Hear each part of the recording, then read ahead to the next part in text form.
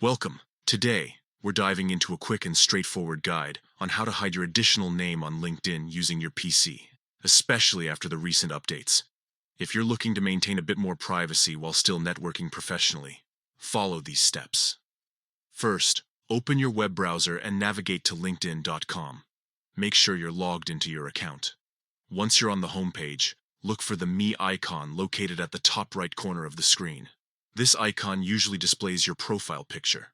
After clicking on the Me icon, a drop-down menu will appear. From here, select Settings and Privacy. This section is where you can manage all your account settings, including privacy preferences. Next, in the Settings menu, find and click on Account Preferences. This option will lead you to various settings related to your account information. Now, scroll down until you see Profile Information. Under this section, look for an option labeled Name, Location, and Industry. Click on it to proceed. You will now be directed to a page where you can edit your name details. Look for the section titled Additional Name. Here, you'll find a button that says Choose Visibility. Click on this button to see your visibility options. In the visibility settings, you will have several choices regarding who can see your additional name. For maximum privacy, select only You. This ensures that no one else can view this information except for yourself.